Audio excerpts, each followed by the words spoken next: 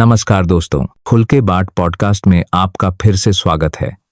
आज हम एक ऐसा मुद्दा ले रहे हैं जिस पर हम सबको खुलकर सोचना चाहिए, एसटीडीज और एसटीआईज।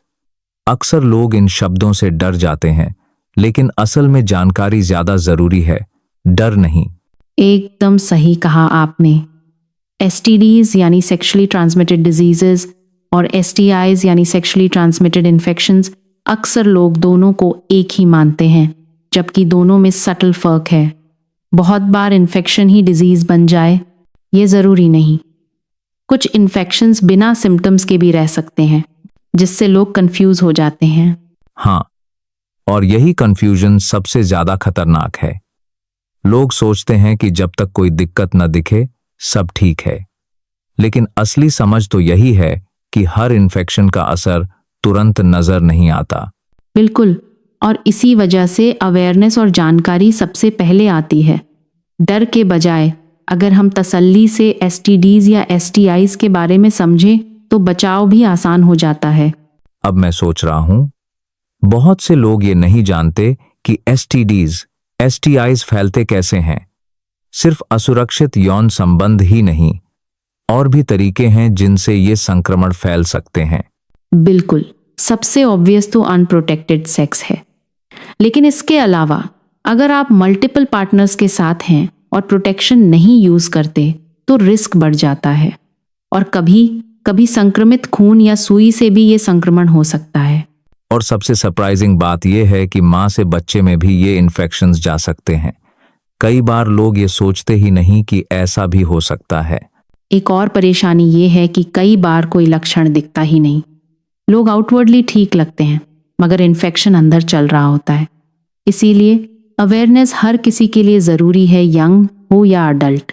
नामों की अगर बात करें तो एचआईवी, गोनोरिया, क्लामीडिया, सिफिलिस, हर्पिस, ये कुछ कॉमन एसटीडीज हैं। पर ऑनेस्टली नाम याद रखना उतना जरूरी नहीं जितना बचाव के तरीके जानना। मुझे याद है स्कूल में अक्सर यही नाम सुनकर लोग घबरा जाते थे, लेकिन मिथ्स भी बहुत हैं। जैसे अगर लक्षण नहीं है तो मुझे कुछ नहीं हुआ, या मुझे कभी इन्फेक्शन हो ही नहीं सकता। और यही मिथ सबसे ज्यादा नुकसान कर सकते हैं। मैंने खुद कई बार सुना है, हमारे साथ तो ऐसा कभी नहीं होगा। ये सोच ही सबसे खतरनाक है। मुझे लगता है मिथ्स दूर करना उतना ही जरूरी है जितना इलाज करवाना, क्योंकि अवेयरनेस के बिना लोग कभी कभी ट्रीटमेंट लेने में भी डिले कर देते हैं। अब अगर बचाव की बात करें तो सबसे पहले तो सेफ सेक्स कॉन्डम का सही इस्तेमाल। ये बात सुनने में सिंपल लगती है, लेकिन प्रैक्टिस में कई लोग इग्नोर कर देते हैं। मैंने दोस्तों में भी देखा है, कभी कभी ऑकवर्डनेस की वजह से लोग पार्टनर से खुलकर बात नहीं करते, जबकि ऑनेस्ट कॉन्वर्सेशन और ट्रस्ट दोनों ही जरूरी हैं। और अगर कभी डाउट हो या कोई अनयूजुअल सिम्टम दिखे तो बिना झिझक टेस्ट करवाएं। डॉक्टर से खुलकर बात करें, क्योंकि जल्दी पता चलना ही सबसे बड़ा बचाव है। बहुत बार लोग मिथ्स की वजह से रेगुलर हेल्थ चेकअप्स टालते हैं, पर जैसे हम बाकी हेल्थ इश्यूज के लिए डॉक्टर के पास जाते हैं, वैसे सेक्सुअल हेल्थ पर भी खुलकर बात करनी चाहिए। एक और बात जो अक्सर छूट जाती है, कंसेंट और रिस्पेक्ट। बिना कंसेंट कुछ भी सेफ नहीं होता, और रिस्पेक्टफुल रिलेशनशिप ही सबसे हेल्दी होता है। मुझे लगता है कंसेंट का मतलब सिर्फ हाँ ना से ज्यादा है। ये म्यूचुअल अंडरस्टैंडिंग और रिस्पेक्ट का मामला है। अगर दोनों कंफर्टेबल नहीं हैं तो कोई भी प्रोटेक्शन काम नहीं आता। कई बार युवा सोचते हैं कि एसटीडीज, एसटीआईज कोई शर्म की बात है, लेकिन सच्चाई ये है कि लापरवाही ज्यादा नुकसान करती है, शर्म नहीं।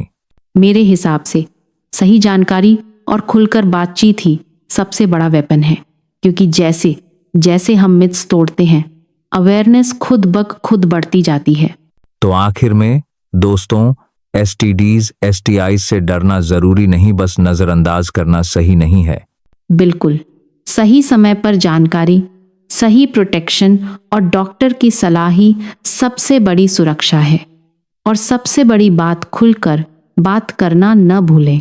अगर आपको यह एपिसोड यूजफुल लगा हो तो शेयर करना न भूलें, और खुल के बात पॉडकास्ट को सब्सक्राइब करें। अगले एपिसोड में फिर मिलेंगे, तब तक के लिए सुरक्षित रहें और जागरूक रहें। धन्यवाद दोस्तों, और याद रखिए, जानकारी रखें, मिथ से दूर रहें और अपनी और दूसरों की रिस्पेक्ट करें।